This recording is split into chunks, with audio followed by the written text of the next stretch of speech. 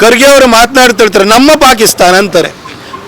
ತಪ್ಪಿಲ್ಲ, ಖಂಡಿತ ತಪ್ಪಿಲ್ಲ. ಖರ್ಗೆ ಅವರ ಬಾಯಲ್ಲಿ ನಮ್ಮ ಪಾಕಿಸ್ತಾನ ಅಂತಂದ್ರೆ ಈಗ ಪಾಕಿಸ್ತಾನವನ್ನ ಸೃಷ್ಟಿ ಮಾಡಿದವರು ಯಾರು? ಪಾಕಿಸ್ತಾನದ ಜನಕ ಯಾರು? ಪಾಕಿಸ್ತಾನದ ರಾಷ್ಟ್ರಪಿತ ಯಾರು? ಪಾಕಿಸ್ತಾನದ ರಾಷ್ಟ್ರಪಿತ ಅದು ಇಂಡಿಯನ್ ನ್ಯಾಷನಲ್ ಕಾಂಗ್ರೆಸ್. ಹಾಗಾಗಿ ನಮ್ಮ ಪಾಕಿಸ್ತಾನ ಅಂತ ಅವ್ರಿಗೆ ಅನ್ಸುತ್ತೆ. ಆ ಪಾಕಿಸ್ತಾನದ ಮೇಲೆ ದಾಳಿ ಮಾಡ್ಲಿಕ್ಕೆ ಹೋದಾಗ ಸಹಜವಾಗಿ ಅವ್ರ ಕೂಸಿನ ಮೇಲೆ ದಾಳಿ ಮಾಡ್ತಾ ಇದ್ದಾರೆ ಅಂತ ಅವ್ರಿಗೆ ಹೊಟ್ಟೆ ಉರಿಯುತ್ತೆ. AICC ಅಧ್ಯಕ್ಷರು ಈ ಹಿಂದೆ ಲೋಕಸಭೆಯಲ್ಲಿ 2014ರಿಂದ 2019ರವರೆಗೂ ವಿರೋಧ ಪಕ್ಷದ ನಾಯಕರಾಗಿ ಕೆಲಸವನ್ನು ಮಾಡಿರುವಂತಹ ಈ ದೇಶದಲ್ಲಿರುವಂಥ ಅತ್ಯಂತ ಹಿರಿಯ ರಾಜಕಾರಣಿಗಳಲ್ಲಿ ಒಬ್ಬರಾದಂತಹ ಮಲ್ಲಿಕಾರ್ಜುನ ಖರ್ಗೆ ಸಾಹೇಬರು ಸಾರ್ವಜನಿಕ ಸಭೆಯನ್ನು ಉದ್ದೇಶಿಸಿ ಮಾತನಾಡಬೇಕಾದ್ರೆ ಇತ್ತೀಚೆಗೆ ಭಾರತ ನಡೆಸಿದಂತಹ ಆಪರೇಷನ್ ಸಿಂಧೂರ್ ಬಗ್ಗೆ ಹೀಗಳೇ ಅಂತ ಹೇಳ್ತಾರೆ, ಅದು ಚುಟ್ಪುಟ್ ದಾಳಿ ಅಂತಂದ್ರು. ಖರ್ಗೆ ಸಾಹೇಬ್ರಂತವರ ಬಾಯಲ್ಲಿ ಆಪರೇಷನ್ ಸಿಂಧೂರ್ ಬಗ್ಗೆ ಈ ಚುಟ್ಪುಟ್ ದಾಳಿ ಅಂತೇಳಿ ಈ ರೀತಿ ಕ್ಷುಲ್ಲಕವಾಗಿ ಬಹಳ ಹಗುರವಾಗಿ ಮಾತುಗಳು ಬಂದಿದ್ದು ನನಗೆ ಆಶ್ಚರ್ಯವನ್ನು ತಂತು. ಈ ಖರ್ಗೆ ಸಾಹೇಬರು ಯಾಕಾಗಿ ಅವ್ರ ಮಗನ ಥರ ಮಾತಾಡೋಕ್ಕೆ ಶುರು ಆಗ್ಬಿಟ್ಟಿದ್ದಾರೆ? ಅಥವಾ 2009ರಲ್ಲಿ ಡೆಲ್ಲಿಗೆ ಹೋದ ನಂತರ ಆ ರಾಹುಲ್ ಗಾಂಧಿ ಜೊತೆ ಇದ್ದು ಇವರಿಗೂ ಕೂಡ ಆ ಪಪ್ಪು ಮನಸ್ಥಿತಿ ಬಂದ್ಬಿಟ್ಟಿದೆ ಅಂತ ನನಗೆ ಆಶ್ಚರ್ಯ ಆಗ್ತಾ ಇದೆ ಮತ್ತು ಅನುಮಾನನೂ ಕಾಡ್ತಾ ಇದೆ. ಯಾಕಂದರೆ ಖರ್ಗೆ ಸಾಹೇಬ್ರ ಬಾಯಲ್ಲಿ ಇಂಥ ಮಾತುಗಳು ಬರಬಾರ್ದಿತ್ತು. ಬಹಳ ಹಿರಿಯ ರಾಜಕಾರಣಿ, ಅನುಭವಿ ರಾಜಕಾರಣಿ, ಅವ್ರ ಬಾಯಲ್ಲಿ ಚುಟ್ಪುಟ್ ಅನ್ನೋ ಮಾತು ಬರ್ತಾ ಇದೆ ಅಂತಂದರೆ ಒಂದು ಅವರ ಮಗನ ಥರ ಅವ್ರು ಮಾತಾಡೋಕ್ಕೆ ಶುರುವಾಗಿದ್ದಾರೆ, ಇಲ್ಲ ರಾಹುಲ್ ಗಾಂಧಿ ಇನ್ಫ್ಲೂಯೆನ್ಸ್ ಜಾಸ್ತಿ ಆಗಿ ಅವರು ಕೂಡ ಪಪ್ಪು ಆಗಿಬಿಟ್ಟಿದ್ದಾರೆ ಅಂತ ಅನ್ಸುತ್ತೆ. ಖರ್ಗೆ ಸಾಹೇಬ್ರೆ, ಆಪರೇಷನ್ ಸಿಂಧೂರ್ ಬಗ್ಗೆ ನೀವು ಚುಟ್ಪುಟ್ ದಾಳಿ ಅಂತ ಹೇಳ್ತಿರಲ್ಲ, ಈ ಚುಟ್ಪುಟ್ ದಾಳಿ ನೀವು ಹೇಳಿದಾಗೆ ಈ ಚುಟ್ಪುಟ್ ದಾಳಿಯ ನಂತರ ಚೀನಾದ ಫೈಟರ್ ಜೆಟ್ಗಳು ಏನು JF-17 ಇದೆ ಹಾಗೂ ಅವರ ಕ್ಷಿಪಣಿ ಏನಿದೆ HQ-9 ಇದೆ, ಅದರ ಮಾರ್ಕೆಟು 10%ಗಿಂತ ಜಾಸ್ತಿ ಬಿದ್ದೋಗಿದೆ. ಅವ್ರಿಗಿದ್ದಂಥ ಇಂಟರ್ನ್ಯಾಷನಲ್ ಮಾರ್ಕೆಟಲ್ಲಿದ್ದಂಥ ಆರ್ಮ್ಸ್ ಏನು ಮಾರ್ಕೆಟಲ್ಲಿದ್ದಂಥ ಡಿಮಾಂಡ್ ಏನಿದೆಯಲ್ಲ ಅದು ಕುಸಿಯೋದಕ್ಕೆ ಕಾರಣ ಏನಾಯಿತು? ಈ ಚುಟ್ಪುಟ್ ದಾಳಿನೇ ಸರ್. ಈ ಚುಟ್ಪುಟ್ ದಾಳಿ ನಂತರ ಚೈನಾದವ್ರು ಏನು ಕೊಚ್ಕೊಳ್ತಾ ಇದ್ರು JF-17 HQ-9 ಅಂತ ಹೇಳಿ ಅವರ ಏರ್ ಡಿಫೆನ್ಸ್ ಸಿಸ್ಟಮ್ ಎಲ್ಲ ಕೂಸ್ತು ಹೋಗಿ ಅದಕ್ಕೆ ಕಳಪೆದ್ದಂತಾಗಿ ಇವತ್ತು ಇಂಟರ್ನ್ಯಾಷನಲ್ ಮಾರ್ಕೆಟಲ್ಲಿ ಅವರಿಗೆ ಬಯರ್ಸಿಲ್ದಂಗೆ ಆಗ್ತಾ ಇದೆ. ಈ ಚುಟುಪುಟ್ಟು ದಾಳಿಯ ನಂತರನೇ ಸರ್ ಪಾಕಿಸ್ತಾನದ 11 ಏರ್ಫೀಲ್ಡ್ಗಳು ನಾಶವಾಗಿರುವಂಥದ್ದು. ಈ ಚುಟುಪುಟ್ಟು ದಾಳಿಯ ನಂತರ ನಮ್ಮ ಬ್ರಹ್ಮೋಸ್ಗೆ 17 ರಾಷ್ಟ್ರಗಳಿಂದ ಇವತ್ತು ಡಿಮಾಂಡ್ ಬಂದಿದೆ ಸರ್. ಈ ಚುಟುಪುಟ್ಟು ದಾಳಿಯ ನಂತರ ಸರ್, ನಿನ್ನೆ ಸಲ್ಮಾನ್ ಖುರ್ಷಿದ್ ಅವರು ನಿಮ್ಮ ರೀತಿಯಲ್ಲೇ ಬಹಳ ಹಿರಿಯ ರಾಜಕಾರಣಿಯವರು, ಅವ್ರ ಹೇಳಿಕೆನ ನೋಡಿ. ಈ ಚುಟುಪುಟ್ಟು ದಾಳಿ ನಂತರನೇ ಪಾಕಿಸ್ತಾನದ DGMO director general of military operations ಅವರು ಕರೆಯನ್ನು ಮಾಡಿ ಕದನ ವಿರಾಮವನ್ನು ಮಾಡ್ಕೊಳ್ಳೋಣ ಅಂತ ಭಾರತಕ್ಕೆ ಕರೆ ಮಾಡಿದ್ದು ಪಾಕಿಸ್ತಾನದ DGMO ಅನ್ನೋದನ್ನ ಸಲ್ಮಾನ್ ಖುರ್ಷಿದ್ ಅವರೇ ನನ್ನ ಬಹಿರಂಗವಾಗಿ ಹೇಳಿದ್ದಾರೆ. ಈ ಚುಟುಪುಟ್ಟು ದಾಳಿಯಾಗಿದ್ದಿದ್ರೆ ಅವ್ರು ಯಾಕೆ ಸರ್ ಕರೆ ಮಾಡ್ತಾ ಇದ್ರು ಸರ್? ಯೋಚನೆಯನ್ನು ಮಾಡಿ ಸರ್. ಪಾಕಿಸ್ತಾನದ ಪ್ರಧಾನಿ ಶಹಬಾಜ್ ಶರೀಫ್ ಅವರು ಮಿಲಿಟರಿ ಆಫೀಸರ್ಸನ್ನ, ಹಿರಿಯ ಅಧಿಕಾರಿಗಳನ್ನು ಉದ್ದೇಶಿಸಿ ಮಾತನಾಡ್ತಾ ಹೇಳ್ತಾರೆ, ಈಗ 3-4 ದಿನಗಳ ಹಿಂದೆ ಮೇ 9 ಮತ್ತು 10ನೇ ತಾರೀಕು ರಾತ್ರಿ 2:30 ಪಾಕಿಸ್ತಾನದ ಆರ್ಮಿಯ ಜನರಲ್ ಆಸಿಮ್ ಮುನೀರ್ ನನಗೆ ಕಾಲ್ ಮಾಡಿ ಭಾರತ ಮಿಸೈಲ್ ದಾಳಿಯನ್ನು ಮಾಡಿದೆ, ಕ್ಷಿಪಣಿ ದಾಳಿಯನ್ನು ಮಾಡಿದೆ ಅಂತ ನನ್ನನ್ನು ಎಬ್ಸಿದ್ರು ಅಂತ ಹೇಳ್ತಾರೆ. ಸರ್, ಇದು ಚುಟ್ಪುಟ್ಟು ದಾಳಿ ಅಂದರೆ ಮಿಸೈಲ್ ಹಾಕ್ತಾರಾ ಸರ್?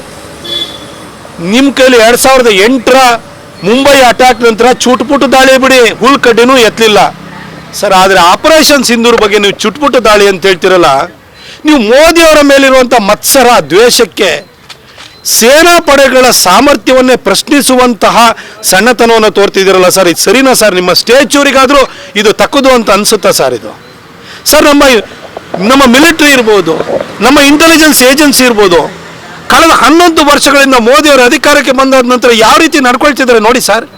ನಿಮ್ಮ ಸರ್ಕಾರ UPA ಸರ್ಕಾರ ಇರಬೇಕಾದ್ರೆ ಪಾಕಿಸ್ತಾನದಲ್ಲಿ ದಾವೂದ್ ಇಬ್ರಾಹಿಂ ರಾಜಾರೋಷವಾಗಿ ಓಡಾಡ್ಕೊಂಡಿದ್ದ, ಭಾಷಣಗಳು ಕೊಡ್ತಾ ಇದ್ದ.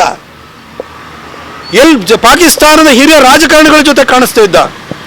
2014ರಲ್ಲಿ ಮೋದಿಯವರು ಈ ದೇಶದ ಪ್ರಧಾನಿಯಾಗಿ ಬಂದ ನಂತರ ನಮ್ಮ ಇಂಟೆಲಿಜೆನ್ಸ್ ಏಜೆನ್ಸಿಗಳಿಗೆ ಎಷ್ಟು ಶಕ್ತಿ ಸಿಕ್ತು ಅಂತ ಹೇಳಿದ್ರೆ, ಇವತ್ತು ಕಳೆದ 10 ವರ್ಷಗಳಿಂದ ದಾವೂದ್ ಇಬ್ರಾಹಿಂ ಎಲ್ಲರೂ ಬಹಿರಂಗವಾಗಿ ಕಂಡಿದಂಥ ಒಂದು ಉದಾಹರಣೆ ಇದೆಯಾ ಸರ್? ನಿಮ್ಮ ಹಾಫೀಜ್ ಸಯೀದ್ ಇರ್ಬೋದು, ಮೌಲಾನಾ ಮಸೂರ್ ಅಸೂದ್ ಇರ್ಬೋದು, ಅಥವಾ ಯಾವುದೇ ಟೆರರಿಸ್ಟ್ಗಳಿರ್ಬೋದು, ಇವತ್ತು ಭಯದಲ್ಲಿ ಓಡಾಡ್ತಾ ಇದ್ದಾರೆ ಸರ್. ಮೊದಲು ನಮ್ಮ ದೇಶದೊಳಗಡೆ ಬಂದು ನಮ್ಮ ದೇಶದೊಳಗಡೆ ಕೊಂದು ಹೋಗ್ತಾ ಇದ್ರು. ಆದರೆ ಇವತ್ತು ಪಾಕಿಸ್ತಾನದಲ್ಲಿ ಟೆರರಿಸ್ಟ್ಗಳು ಬಹಿರಂಗವಾಗಿ AK-56 AK-47 ಇಟ್ಕೊಂಡು ಓಡಾಡ್ತಾ ಇರೋರು, ಪಕ್ಕದಲ್ಲಿ ಒಂದು ಆರ್ಮಿನ ಕಟ್ಕೊಂಡು ಓಡಾಡ್ತಾ ಇರೋರು, ಅವ್ರು ಇವತ್ತು ಒಳಗಡೆ ಹೊಕ್ಕುವಂಥ ಪರಿಸ್ಥಿತಿ ಬಂದಿದೆ, ಒಳಗಡೆ ಕೂತ್ಕೊಂಡಿದ್ದಾರೆ. ಇದಕ್ಕೆ ಕಾರಣ ಯಾರು ಸರ್? ಇದೇ ಮೋದಿ ನಾಯಕತ್ವ ಸರ್, ಇದೇ ನಮ್ಮ ಇಂಟೆಲಿಜೆನ್ಸ್ ಏಜೆನ್ಸಿಗಳು ಸರ್. ಇವತ್ತು ಪಾಕಿಸ್ತಾನದಲ್ಲಿ ಅಲ್ಲಿರುವಂಥ ಭಯೋತ್ಪಾದಕರನ್ನು ನೆನ್ನೆನೂ ಹೊಡೆದಿದ್ವಿ. ಈ ಹಿಂದೆನೂ ಕೂಡ ಒಬ್ಬೊಬ್ಬರನ್ನೇ ಹೆಕ್ಕಿ ನಮ್ಮ ಇಂಟೆಲಿಜೆನ್ಸ್ ಏಜೆನ್ಸಿಗಳು ಕೊಲ್ತಾ ಇರೋವಂಥದ್ದು ಬಹಿರಂಗವಾಗಿ ಒಪ್ಕೊಳ್ಳದೆ ಇದ್ರು ಕೂಡ ಕೊಲ್ತಾ ಇರೋರು ಯಾರು ಸರ್? ಪಾಕಿಸ್ತಾನದಲ್ಲಿ ಟೆರರಿಸ್ಟ್ಗಳನ್ನು, ಈ ಒಂದು ಭಯೋತ್ಪಾದಕ ಸಂಘಟನೆಗಳ ಲೀಡರ್ಗಳ ಸಾಯ್ತಾ ಇದ್ದಾರೆ ಅಂತಂದರೆ ಅದನ್ನ ಪಾಕಿಸ್ತಾನದವ್ರು ಸಾಯಿಸ್ತಾರೆ ಸರ್? ಯಾರು ಸಾಯಿಸ್ತಾರೆ? ನಮ್ಮ ದೇಶದಲ್ಲೇ ಇರುವಂಥ ವ್ಯವಸ್ಥೆ ಆ ರೀತಿ ಸೃಷ್ಟಿಯಾಗಿದೆ. ಇವತ್ತು ಯಾವ ಖಾಲಿಸ್ತಾನಿ ಮೂವ್ಮೆಂಟ್ ಬಗ್ಗೆ ಹೋಗಿ ಕೆನಡಾದಲ್ಲಿ ಹೋಗಿ ಹೊಡಿತಾ ಇದ್ದಾರೆ, ಅಮೆರಿಕದಲ್ಲಿ ಅಟ್ಟಾಡಿಸ್ತಾ ಇದ್ದಾರೆ, ಬ್ರಿಟನ್ನಲ್ಲೇ ಓಡಿಸ್ತಾ ಇದ್ದಾರೆ. ಈ ರೀತಿ ಒಂದು ಪರಿಸ್ಥಿತಿ ಸೃಷ್ಟಿಯಾಗಿದೆ ಸರ್. ಇದು ಮೋದಿ ನಾಯಕತ್ವ ಬಂದಾದ ನಂತರ ನಮ್ಮ ಸೇನಾ ಪಡೆಗಳು ಮತ್ತು ಇಂಟೆಲಿಜೆನ್ಸ್ ಏಜೆನ್ಸಿಗಳು ತೋರ್ತಾ ಇರುವಂಥ ಎದೆಗಾರಿಕೆ, ಕಾರ್ಯಕ್ಷಮತೆಯನ್ನು ತೋರಿಸುತ್ತೆ. ಹೀಗಿರಬೇಕಾದ್ರೆ ನಮ್ಮ ಸೇನಾ ಪಡೆಗಳು, ಇಂಟೆಲಿಜೆನ್ಸ್ ಏಜೆನ್ಸಿಗಳು, ನಮ್ಮ ಇಸ್ರೋದವರು ಸ್ಯಾಟಲೈಟ್ ಸೇವೆಯನ್ನು ಕೊಟ್ಟರು, ಇವರೆಲ್ಲರೂ ಕೂಡ ಕಂಬೈಂಡ್ ಆಗಿ ಮಾಡಿರುವಂತಹ ಒಂದು ಹೋರಾಟವನ್ನು, ಆಪರೇಷನ್ ಸಿಂಧೂರವನ್ನು ನೀವೊಂದು ಚುಟ್ಪುಟ್ಟು ದಾಳಿ ಅಂತ ಹೇಳ್ತಿರಲ್ಲ ಸರ್. ಯಾಕೆ ಸರ್ ನೀವು ನಿಮ್ಮ ಮಗನ ಥರ ಮಾತಾಡೋಕ್ಕೆ ಶುರುವಾಗ್ಬಿಟ್ರಿ?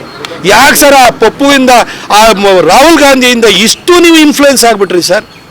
ಸರ್ ನಿಮ್ಮ ಈ ಒಂದು ವ್ಯಕ್ತಿತ್ವಕ್ಕೆ, ನಿಮ್ಮ ಸ್ಟೇಚೂರಿಗೆ ಇದು ತಕ್ಕುದಲ್ಲ ಸರ್. ದಯವಿಟ್ಟು ಈ ರೀತಿ ಮಾತಾಡಕ್ಕೆ ಹೋಗ್ಬೇಡಿ. ಕಾಂಗ್ರೆಸ್ನವರೇ ಜಾಸ್ತಿ ಇದ್ರ ಬಗ್ಗೆ ಪ್ರಶ್ನೆಗಳನ್ನ ಕೇಳ್ತಾ ಇರುವಂಥದ್ದು, ಇದ್ರ ಬಗ್ಗೆ ತಕರಾರುಗಳನ್ನ ತೆಗಿತಾ ಇರುವಂಥದ್ದು. ಮೋದಿಯವರ ಮೇಲಿನ ಒಂದು ಮತ್ಸರದಿಂದಾಗಿ, ಅವ್ರ ಮೇಲಿನ ಒಂದು ದ್ವೇಷದಿಂದಾಗಿ ಒಂದಷ್ಟು ಕಾಂಗ್ರೆಸ್ ನಾಯಕರು ಈ ರೀತಿ ಹೇಳಿಕೆಯನ್ನು ಕೊಡ್ತಾನೆ ಇದ್ದಾರೆ.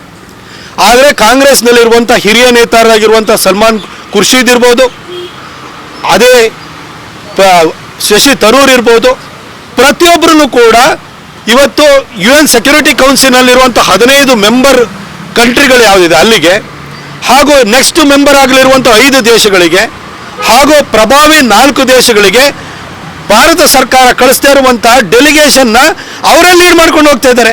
ಅವ್ರಿಗೆ ಗೊತ್ತು ಆಪರೇಷನ್ ಸಿಂಧೂರ್ ಮುಖಾಂತರವಾಗಿ ಭಾರತ ಎಂಥ ಒಂದು ಕಠಿಣವಾದ ಸಂದೇಶವನ್ನು ಪಾಕಿಸ್ತಾನ ಕೊಟ್ಟಿದೆ. ಇನ್ನೊಂದು ಸಾರಿ ಏನಾದರೂ ತಲಾಟೆ ಮಾಡ್ತು ಅಂದರೆ ಪಾಕಿಸ್ತಾನವನ್ನು ಮುಗಿಸ್ತಾರೆ ಅನ್ನೋದು ಇವತ್ತು ಎಲ್ಲರಿಗೂ ಕೂಡ ಮನವರಿಕೆ ಆಗಿದೆ.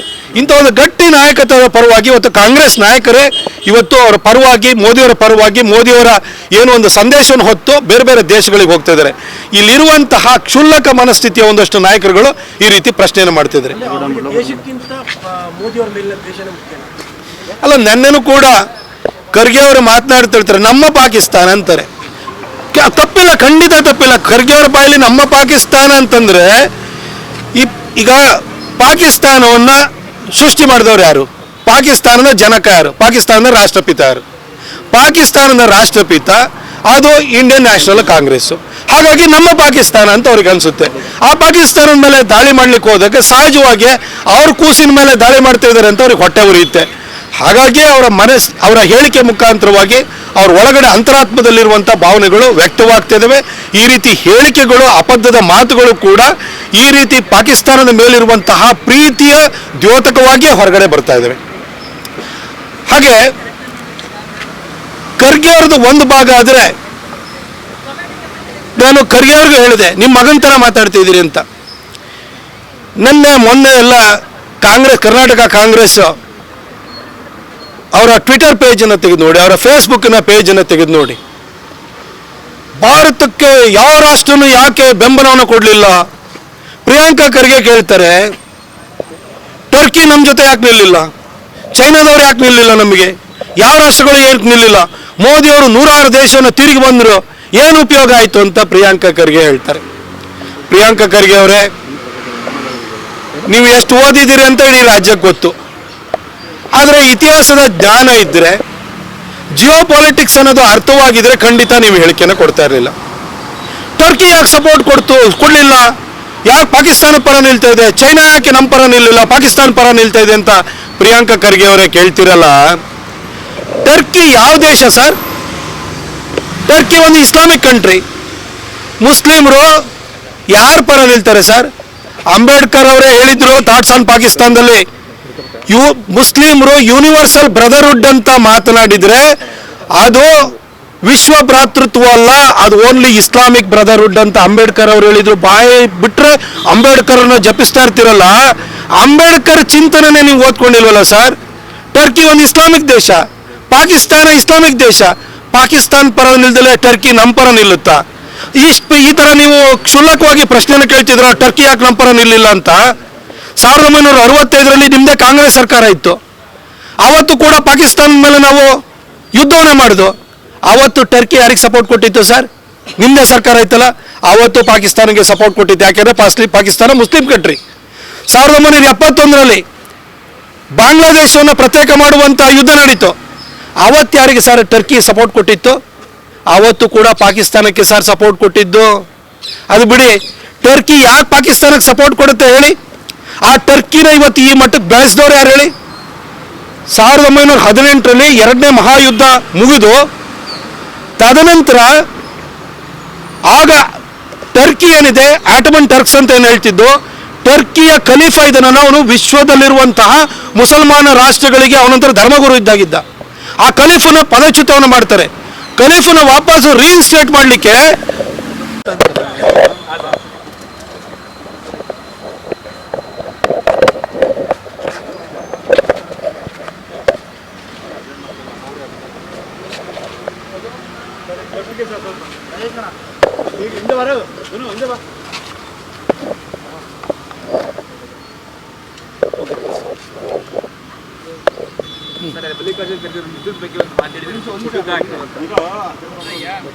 ಆಯ್ತು.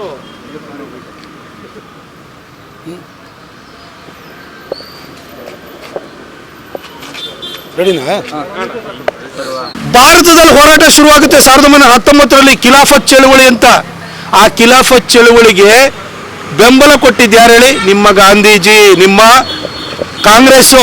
ಖಿಲಾಫತ್ ಚಳುವಳಿಗೆ ಟರ್ಕಿಯಲ್ಲಿರುವ ಖಲೀಫನನ್ನ ಪುನರ್ ಪ್ರತಿಷ್ಠಾಪನೆ ಮಾಡಲಿಕ್ಕೆ, ಅವನ್ನ ಮತ್ತೆ ಕೂರಿಸ್ಲಿಕ್ಕೆ, ಅಧಿಕಾರದಲ್ಲಿ ಕೂರಿಸೋದಕ್ಕೆ ಭಾರತದಲ್ಲಿ ಮುಸಲ್ಮಾನರು ಹೋರಾಟವನ್ನು ಮಾಡಿದರೆ ನಿಮ್ಮ ಇಂಡಿಯನ್ ನ್ಯಾಷನಲ್ ಕಾಂಗ್ರೆಸ್ ಅದಕ್ಕೆ ಸಪೋರ್ಟ್ ಕೊಡ್ತೀರಿ.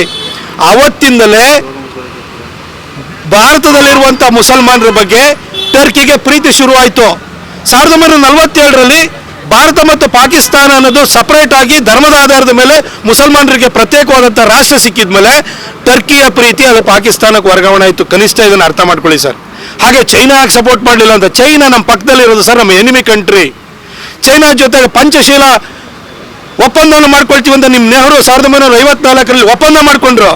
59ರಲ್ಲಿ ಟಿಬೆಟನ್ನು ಕಬಳಿಸಿದ್ರು, 62ರ ಮೇಲೆ ನಮ್ಮ ಮೇಲೆ ದಾಳಿ ಮಾಡಿದ್ರು. ಅವತ್ತು ನಮಗೆ ದೋಖನ ಬಗ್ದಿದ್ದಲ್ವ ಸರ್? ಅದೇ ರೀತಿ ಇವತ್ತು ಡೋಕ್ಲಾಮ್ ಇರ್ಬೋದು, ಎಲ್ಲ ಕಡೆನೂ ಕೂಡ ನಮ್ಮ ಹೋರಾಟ ಅವ್ರ ಜೊತೆ ನಡೀತಾನೆ ಇದೆ. ಅವರೊಂದು ಎನಿಮಿ ಕಂಟ್ರಿ ನಮಗೆ ಹ್ಯಾಕೆ ಸಪೋರ್ಟ್ ಮಾಡೋಕ್ಕಾಗುತ್ತೆ ಸರ್? ಇನ್ನು ಉಳಿದ ದೇಶಗಳ ಬಗ್ಗೆ ಹೇಳಕ್ ಹೋಗೋಣ. ಸೌದಿ ಅರೇಬಿಯಾ ಯಾವಾಗಲೂ ಕೂಡ ಪಾಕಿಸ್ತಾನಕ್ಕೆ ಸಪೋರ್ಟ್ ಮಾಡ್ತಾ ಇದೆ. ಯಾಕೆಂದರೆ ಸೌದಿ ಸುನ್ನಿ ಕಂಟ್ರಿ, ಪಾಕಿಸ್ತಾನನು ಸುನ್ನಿ ಕಂಟ್ರಿ. ಆದರೆ ಈ ಸರಿ ಸೌದಿ ಅರೇಬಿಯಾ ಪಾಕಿಸ್ತಾನ ಪರ ನಿಂತಿದೆಯಾ? ಯಾವುದಾದ್ರೂ ಅರಬ್ ರಾಷ್ಟ್ರಗಳು ಎಕ್ಸೆಪ್ಟ್ ಈ ಒಂದು ಟರ್ಕಿ, ಮಲೇಷ್ಯಾದಂಥ ಮುಸ್ಲಿಂ ರಾಷ್ಟ್ರಗಳು ಇವನ್ನ ಬಿಟ್ಬಿಟ್ಟು ಯಾವುದಾದ್ರೂ ಅರಬ್ ರಾಷ್ಟ್ರಗಳು ಬಹಿರಂಗವಾಗಿ ಇವತ್ತು ಪಾಕಿಸ್ತಾನ ಪರವಾಗಿ ಹೇಳಿಕೆಯನ್ನು ಕೊಡ್ತಾ ಇದೆಯಾ? ಅಥವಾ ಭಾರತವನ್ನು ಖಂಡಿಸುವಂಥ ಕೆಲಸವನ್ನು ಯಾವುದಾದ್ರೂ ಅರಬ್ ರಾಷ್ಟ್ರಗಳು ಮಾಡ್ತಾ ಇದ್ದಾವೆ? ಇವತ್ತು ಯಾವುದಾದ್ರೂ ಯುರೋಪಿಯನ್ ಕಂಟ್ರೀಸ್ ಮಾಡ್ತಾ ಇದೆಯಾ? ಇದು ಮೋದಿಯವರ ರಾಜತಾಂತ್ರಿಕ ಜಾಣ್ಮೆಯನ್ನ ಅವರು ಈ 11 ವರ್ಷಗಳಿಂದ ಮಾಡ್ತಿರುವಂಥ ಸತತ ಪ್ರಯತ್ನದ ದ್ಯೋತಕವಾಗಿದೆ ಇದು. ಇದೇ ಡಿಪ್ಲೊಮ್ಯಾಟಿಕ್ ಗೆಲುವು ಅಂತೇಳಿ ನಮ್ಮ ವಿರುದ್ಧ ಮಾತನಾಡದಲ್ಲೇ ಬಾಯಿ ಮುಚ್ಕೊಂಡು ಕೂತಿರೋದು ಇದೆಯಲ್ಲ, ಅದು ಕೂಡ ನಮ್ಮ ಜಾಣ್ಮೆಯನ್ನ, ನಮ್ಮ ಯಶಸ್ಸನ್ನು ತೋರಿಸುತ್ತೆ. ಕನಿಷ್ಠ ಅದನ್ನು ಅರ್ಥ ಮಾಡ್ಕೊಳ್ಳಿ ಸರ್. ಫಸ್ಟ್ ನಮ್ಮ ದೇಶದಲ್ಲಿ ಒಂದು ಸಣ್ಣ ಕಾಶ್ಮೀರದಲ್ಲಿ ಘಟನೆ ಆದರೆ ಆರ್ಗನೈಸೇಷನ್ ಆಫ್ ಇಸ್ಲಾಮಿಕ್ ಕಾನ್ಫರೆನ್ಸ್ನವರು ಪದೇ ಪದೇ ಮಾತಾಡೋರು. ಇವತ್ತು ನಾಮಕೆ ವಾಸ್ತೆಗೆ ಬಂದವರು ಒಂದು ಹೇಳಿಕೆಯನ್ನು ಕೊಟ್ಟಿರ್ಬೋದು, ಆದರೆ ಆ ಆರ್ಗನೈಸೇಷನ್ ಆಫ್ ಇಸ್ಲಾಮಿಕ್ ನೇಷನ್ಸ್ ಅಲ್ಲಿ ಇರುವಂಥ ಕಾನ್ಫರೆನ್ಸ್ನಲ್ಲಿ ಇರುವಂತಹ 56 ದೇಶಗಳಲ್ಲಿ ಎಷ್ಟು ದೇಶ ನಮ್ಮ ವಿರುದ್ಧ ಮಾತಾಡಿದೆ ಸರ್? ಯಾರು ಮಾತಾಡ್ತಾ ಇಲ್ಲ. ಇದು ಮೋದಿ ತಾಕತ್ತನ್ನು ತೋರಿಸುತ್ತೆ. ಈ ಜಿಯೋ ಪಾಲಿಟಿಕ್ಸು ಹಿಸ್ಟ್ರಿ ನಿಮಗೆ ಗೊತ್ತಿಲ್ಲ. ಇದು ಅಂಬೇಡ್ಕರ್ ಬರೆದಿರೋಂಥದ್ದು ನಿಮಗೆ ಗೊತ್ತಿಲ್ಲ. ದಯವಿಟ್ಟು ಇದನ್ನೆಲ್ಲ ಮಾತಾಡಕ್ಕೆ ಹೋಗ್ಬೇಡಿ ಸರ್. ಅವ್ರಿಗೆ ನಾಲೆಡ್ಜ್ ಇಲ್ಲ ಅಂತಲೋ ಅಥವಾ ಇದು ಉದ್ದೇಶಪೂರ್ವಕ ಅಂತ? ಜ್ಞಾನಾರ್ಜನೆ ಹೇಗಾಗುತ್ತೆ? ಶಾಲೆ, ಕಾಲೇಜು, ಡಿಗ್ರಿ, ಮಾಸ್ಟರ್ ಡಿಗ್ರಿಯನ್ನು ಮಾಡಿದರೆ, ಓದುವಂಥ ಹವ್ಯಾಸ ಇದ್ದರೆ, ಹಿರಿಯರು ಹೇಳಿದ್ದನ್ನು ತಿಳ್ಕೊಳ್ಳುವಂಥ ವ್ಯವಧಾನ ಇದ್ದರೆ ಇದೆಲ್ಲ ಬರುತ್ತೆ. ಈ ವಿಷಯದಲ್ಲಿ ಭಾಳಷ್ಟು ಕಾಂಗ್ರೆಸ್ಸಿಗರು ಎಲ್ಲಿದ್ದಾರೆ ಅಂತ ನಿಮಗೆ ಗೊತ್ತಾಗುತ್ತೆ. ಸರ್, ರಾಹುಲ್ ಗಾಂಧಿ ಅವರು ಮೊನ್ನೆ ಕೇಳಿದರೆ ಎಷ್ಟು ಯುದ್ಧ ವಿಮಾನ ನಷ್ಟ ಆಗುವ ಲೆಕ್ಕ ಕೊಡಿ ನಮಗೆ. ನೀವು ಆ ಲೆಕ್ಕ ಯಾಕೆ ಕೊಡ್ತಾ ಇಲ್ಲ? ನನಗೆ ಈ ಜ್ಯೋತಿ ಮಲ್ಹೋತ್ರ ಈ ಯೂಟ್ಯೂಬರ್ ಇದ್ದಾಳಲ್ಲ, ಅವಳು ಪಾಕಿಸ್ತಾನದ ಏಜೆಂಟ್ ಆಗಿ ಕೆಲಸವನ್ನು ಮಾಡ್ತಿದ್ದಾಳೆ. ಅವರನ್ನು ಅರೆಸ್ಟ್ ಮಾಡಿದ್ದಾರೆ. ಈ ರಾಹುಲ್ ಗಾಂಧಿಯ ಈ ಒಂದು ನಡತೆನ ನೋಡಿದರೆ, ಡೋಕ್ಲಾಮ್ ಸ್ಟ್ಯಾಂಡ್ ಆಫ್ ಆದಾಗ ಅದ್ರ ಬಗ್ಗೆ ವಿವರಣೆ ಕೇಳಲಿಕ್ಕೆ ಚೈನೀಸ್ ಅಂಬಾಸಡರ್ನ ಡೆಲ್ಲಿನಲ್ಲಿ ಮೀಟ್ ಆಗಿದ್ರು. ಇವತ್ತು ನಮ್ಮ ಆಪರೇಷನ್ ಸಿಂಧೂರದ ಎಷ್ಟು ಸಕ್ಸಸ್ಫುಲ್ ಆಪರೇಷನ್ ಆಗಿದೆ. ಬ್ರಹ್ಮೋಸ್ಗೆ 17 ದೇಶಗಳಿಂದ ಡಿಮಾಂಡ್ ಬಂದಿದೆ. ಇವತ್ತು ಚೈನೀಸ್ ವೆಪನ್ರಿ ಏನಿತ್ತು ಅದರ ಮಾರುಕಟ್ಟೆ ಕುಸ್ತಿದೆ. ಇದು ನಮ್ಮ ಸಕ್ಸಸ್ಸನ್ನು ತೋರಿಸ್ತಾ ಇದ್ರೆ ನಮ್ದು ಎಷ್ಟು ಫೈಟರ್ ಜೆಟ್ ಬಿದ್ದೋಗಿದೆ, ನಮಗೇನು ಲಾಸ್ ಆಗಿದೆ ಅಂತ ಕೇಳ್ತಾರೆ. ಏನು ಸರ್, ನೀವೇನು ಚೈನೀಸ್ ಏಜೆಂಟಾ ಸರ್ ನೀವು, ಅಥವಾ ಪಾಕಿಸ್ತಾನದ ಏಜೆಂಟಾ ನೀವು? ಏನು ಜ್ಯೋತಿ ಮಲ್ಹೋತ್ರನಿಂದ ನಿಮಗೂ ಇನ್ಫ್ಲೂಯೆನ್ಸ್ ಏನಾದ್ರು ಆಗ್ಬಿಟ್ಟಿದೆಯಾ? ಯಾಕೆ ಈ ಥರ ನಡ್ಕೊಳ್ತಾ ಇದ್ದೀರಿ?